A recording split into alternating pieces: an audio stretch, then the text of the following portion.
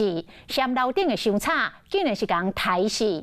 这件命案是早起早早发生伫高雄的苓雅区，住伫14楼一对30多岁翁仔某，甲住13楼60多岁嫌犯，因为噪音的问题，长期口角拍不无。这个住13楼的，竟然是亲门大户入去14楼的厝内，当囡仔的面，甲因的爸爸妈妈抬死。2个5岁甲6岁后生惊讲皮皮喘，冲落楼骹，甲保全喊救人。嫌犯抬死人了后，骑车逃走。早起10点外，伫屏东的邦寮，互掠起来了。敢是小组来到这一栋大楼，因为下晡7点外传出住伫14楼姓罗的翁仔某叫厝边害死，救护车赶到现场，不过已经伤化。第一时间获救命是5岁和6岁后生。孩子跑下来的时候是跟管理委员讲说我爸爸妈妈。被人家杀了。这件凶杀案件就发生在高雄苓雅武庙土，住伫14楼的这对翁仔某，敢若含13楼姓吴的嫌犯，长期因为噪音的问题，冤过真侪摆，这摆伊就真惨忍，给人害死。也没有说是要找到委员会来跟住户协调，也没有。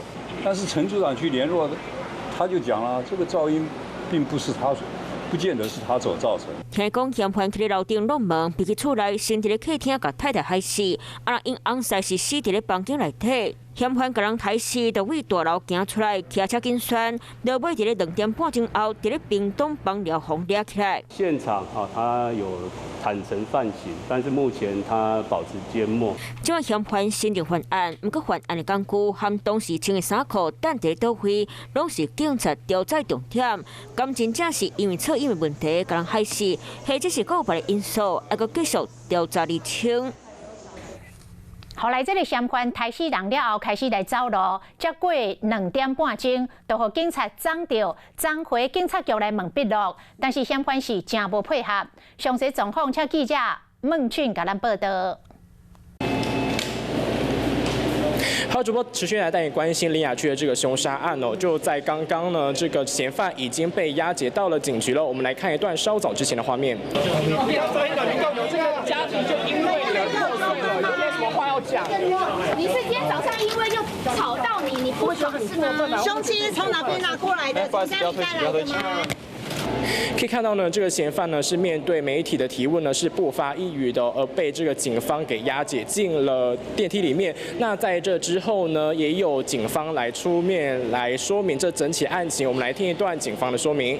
死者男性他是在手臂还有左胸还有腹部各1刀。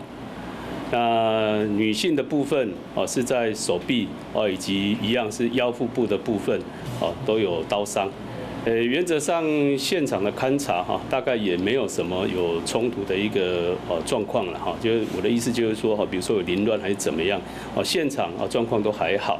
那研判应该是先攻击女性之后再到房间去攻击男性。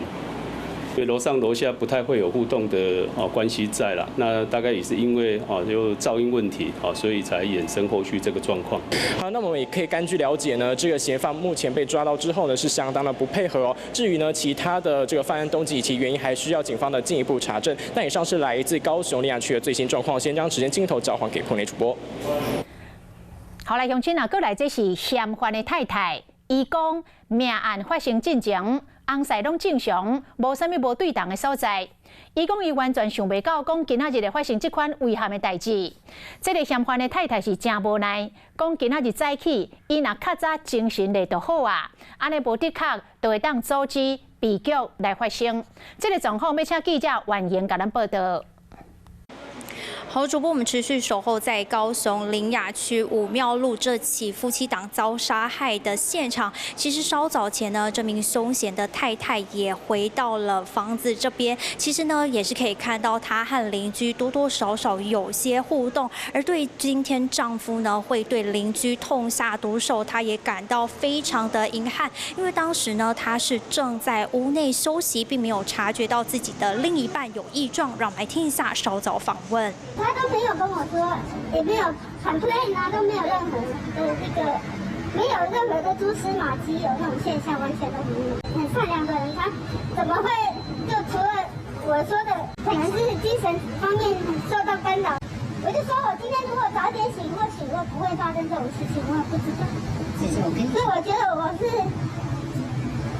我是很后悔自己睡死了。好，可以听到呢，其实这名凶险的太太也表示呢，证明她的丈夫呢长期都有一些睡眠上的障碍，疑似呢是指控说是楼上的邻居发生了噪音的声响。其实根据大楼的邻居表示呢，双方其实在3、4年前的时候有进行过几次的协调会，但也万万没想到说这回会酿成杀机。目前呢，死者是都已经移到殡仪馆这边。不过今天早上呢，住在同栋的死者父母亲呢，听闻消息之后也是感到非常难过，是痛哭失声。目前他们也都在处理这个后事。至于详细的原因呢，是不是真的因为噪音引起，还是有其他原因，都还有待警方进一步调查厘清。先把时间镜头交还给棚内主播。